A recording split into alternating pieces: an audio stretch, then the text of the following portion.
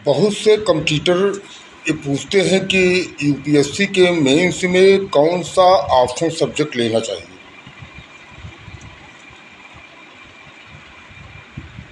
इस पर मेरा विचार है कि कुछ मोटिवेटर ये कहते हैं कि ऐसे ऑप्शनल सब्जेक्ट लेना चाहिए जो जीएस ओरिएंटेड हो, जिससे आपको जीएस में भी फ़ायदा हो और ऑप्शन में भी फ़ायदा हो। जैसे जियोग्राफी, हिस्ट्री, पॉलिटिकल साइंस और इकोनॉमिक्स, ये ऐसे ऑप्शनल पेपर हैं जो जीएस ओरिएंटेड ही है। आपको जीएस में भी फ़ायदा कर सकते हैं और सब्जेक्ट का एक पेपर जो है आपका ये लीड करेगा ही।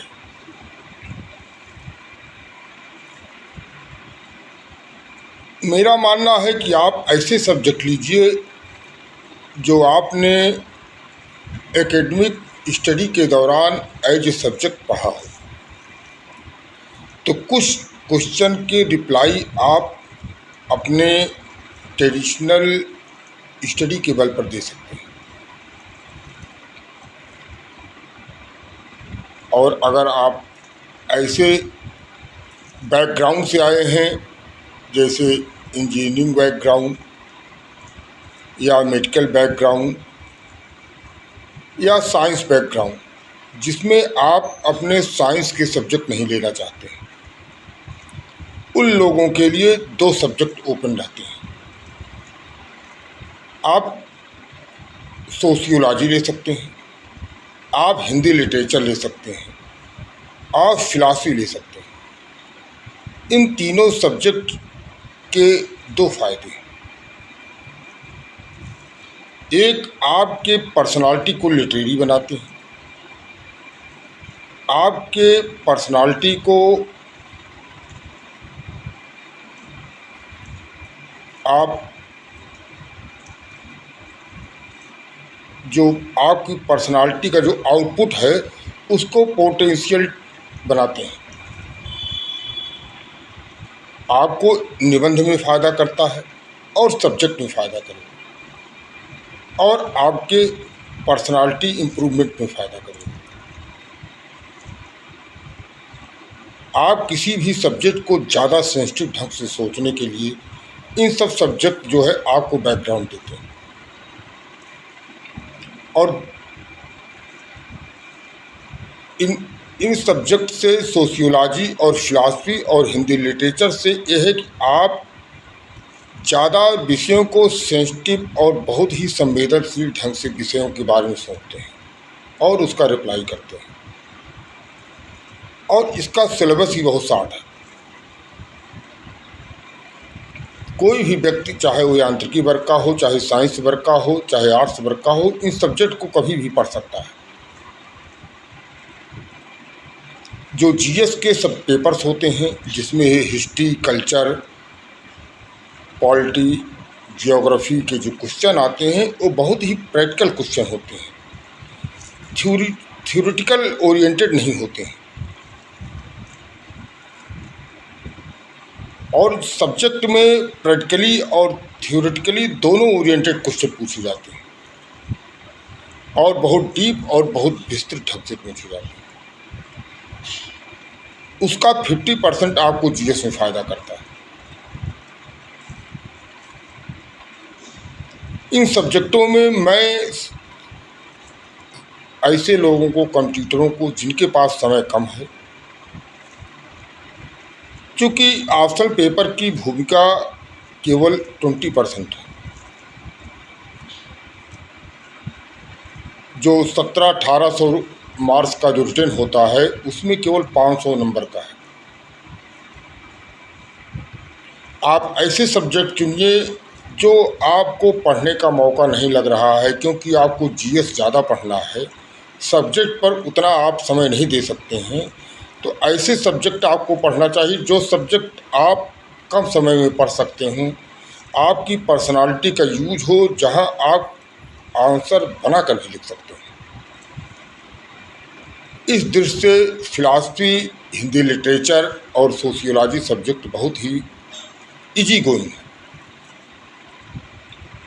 हिंदी लिटरेचर सब्जेक्ट ऐसा सब्जेक्ट है जो आपकी मातृभाषा से जुड़ा हुआ है, आपके कल्चर से जुड़ा हुआ है, आपके मदर लैंग्वेज से जुड़ा हुआ है, मदर टंग से जुड़ा हुआ है। आप अपने एक्सप्रेशन पावर से आप अच्छा लिख सकते हैं।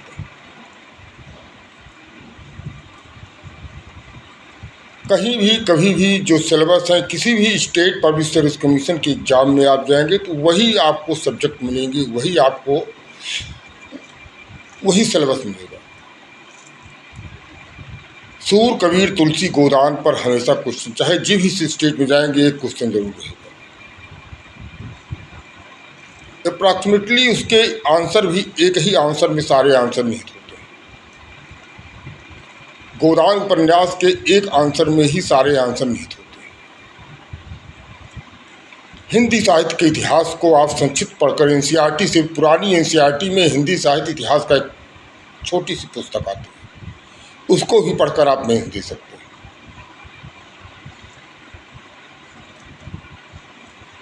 जो हिंदी साहित्य की प्रवृत्तियां हैं वो आदिकाल से लेकर आधुनिक काल तक बहुत ही संक्षिप्त है। आदिकाल, भक्तिकाल और आधुनिक काल। आधुनिक काल में आप काव्य भाषा का जो विकास है, जो गद्य भाषा का विकास है, आप आराम से पढ़ सकते हैं। भारतीय युग से लेकर आधुनिक काल तक उपन्यास, नाटक, कहानी, निबंध, इन सब का विकास आप बहुत आसानी से कर सकते हैं। काव्य साहित्य के विकास को भी आप आसानी से पढ़ सकते हैं। एक कॉमन फैक्टर्स चलते हैं, आदिकाल के कॉमन फैक्टर्स हैं जो सारे कवियों में पाए जाते हैं। भक्त काल के कॉमन फैक्टर्स हैं जो सारे कवियों में पाए जाते हैं। आधुनिक काल में जो सामाजिक राजनीतिक परिस्थितियों का प्रभाव पड़ता है, थोड़े थोड़े अंतर से आप समझ सकते हैं। छायावाद, प्रगतिवाद, प्रयोगवाद, नई कविता, आधुनिक कविता का जो कार्यकाल है उसको आप बहुत लिटरेरी ढंग से पढ़कर अपने आप वहाँ बना कर लिख सकते हैं। मुख्य मुख्य कवियों की विशेषताएं भी आप पढ़ सकते हैं, उनकी मुख्य रचनाओं की विशेषताएं पढ़ सकते हैं। जो कहानी उपन्यास का ट्रेंड है वो कॉमन ट्रेंड है, उसको आप एक बार पढ़कर भी वहाँ बना के लिख सकते हैं। हिंदी साहित्य विषय ऐसा है जहाँ पर आप बिना प्रेशर के पढ़ सकते हैं। और हिंदी साहित्य का जो फर्स्ट पेपर है, हिंदी साहित्य का इतिहास और भाषा विज्ञान, यह स्कोरिंग भी है। भाषा विज्ञान में प्राकृत, अपभ्रंश, अवहट्ट, पाली भाषा, इन सब के भाषा विज्ञान के छोटे छोटे अंतर को आप एक चार्ट बनाकर आप इसको कंट्रास्ट कर सकते हैं। इसमें किसी भी क्वेश्चन में बहुत ही स्कोरिंग होता है। हिंदी साहित्य के इतिहास ही स्कोरिंग होती है। सेकंड पेपर में जो डिस्क्रिप्टिव जो आपके थाट होते हैं, उन सब के भी एक फॉर्मेट होते हैं। आपको गोदान पर किसी कविता की और गद्य के आपको प्रसंग सहित व्याख्या पर आपके व्यक्तित्व का उपयोग होता है। फैक्चुअल बहुत नहीं है, पर्सनालिटी ओरिएंटेड आपका जो है एक्सप्रेशन बहुत काम आता है। ऐसा पर्सनालिटी का यूज़ और किसी सब्जेक्ट में नहीं है। ज्योग्राफी बहुत ही फैक्चुअल होता है। इस तरह से आप हिंदी लिटरेचर सब्जेक्ट, जिसको कोई भी सब्जेक्ट अगर समझ में नहीं आ रहा हो क्या ले, वो हिंदी लिटरेचर ले सकता है। लेकिन उसकी एक और प्रॉब्लम है, इंग्लिश मीडियम के जो स्टूडेंट हैं, जो कंप्यूटर हैं, उनको हिंदी मीडियम देवनागरी लिपि में ही लिखना है। और सारे सब्जेक्ट जो हैं, सारे लिटरेचर जो है आप इंग्लिश मीडियम में लिख सकते हैं। इवन संस्कृत भी आप इंग्लिश मीडियम में लिख सकते हैं। तमिल, तेलुगु लिटरेचर कोई भी इंग्लिश मीडियम में लिख सकते हैं। लेकिन हिंदी मीडियम के छात्रों के लिए तो ये ठीक है। लेकिन इंग्लिश मीडियम के छात्रों के लिए बाध्यता है कि वो देवनागरी लिपि में ही लिखा जाएगा। तो जहाँ वो सारे सब्जेक्ट इंग्लिश मीडियम में लिख रहे हैं, उनको ट्रैक चेंज करके हिंदी मीडियम में देवनागरी लिपि में हिंदी लिटरेचर लिखना थोड़ा सा जो है प्रैक्टिकल प्रॉब्लम आ सकती है। लेकिन हिंदी मीडियम वालों छात्रों के लिए कोई प्रॉब्लम नहीं। हिंदी मीडियम में आप जीएस, हिंदी मीडियम में आप एसए, बहुत ही अच्छा आप एसए का जो 250 अंक का होता है और जो 500 का आपका जो है सब्जेक्ट होता है, इसमें आप बहुत अच्छी स्कोरिंग कर सकते हैं और आपको कोई इन सब्जेक्ट का कोई प्रेशर नहीं रहेगा।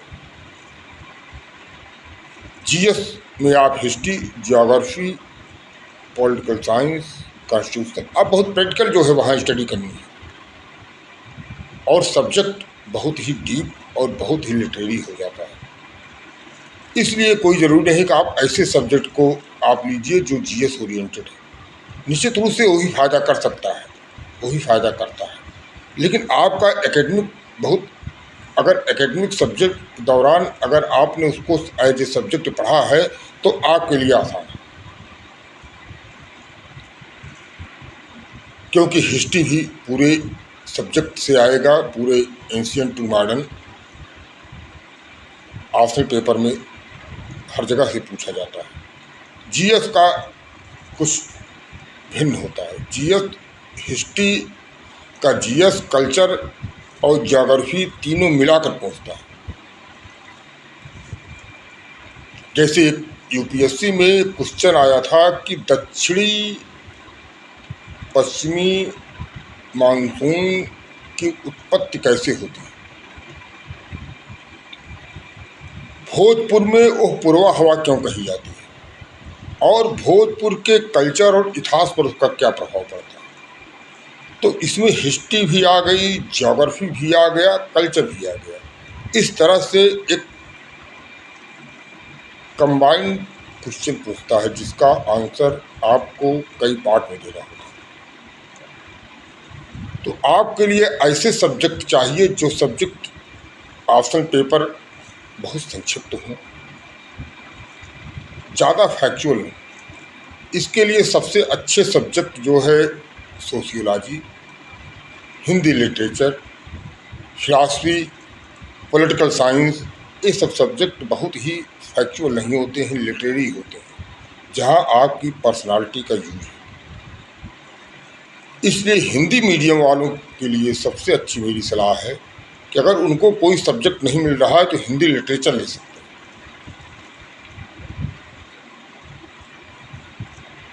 हिंदी लिटरेचर से यूपीएससी में टॉपर हुए थे अमेठी के हरिओम। उन्होंने इंग्लिश मीडियम छोड़कर हिंदी मीडियम में एग्जाम दिया और हिंदी लिटरेचर के बल पर वो जो है टॉप 20 में रहे।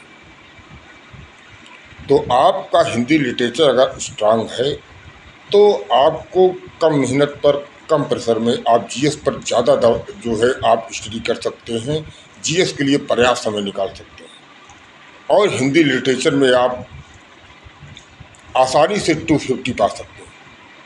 200 एबव किसी भी हालत में आप पा जाओगे। इसलिए मेरी सलाह है कि अगर आपके बैकग्राउंड का सब्जेक्ट है तो आप कोई भी ले सकते हैं, अन्यथा ऐसे ऑप्शनल पेपर लीजिए जो बहुत ही संक्षिप्त हो, लिटरेरी हो, ज़्यादा फैक्चुअल हो, क्योंकि जीएस का बहुत ही स्ट्रांग और बहुत ही वाइड सिलेबस है, बहुत समय देना पड़ता है, आपको सब्जेक्ट के लिए बहुत कम समय मिलता है।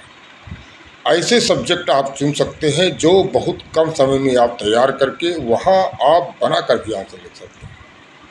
इसलिए मेरी सलाह है कि आप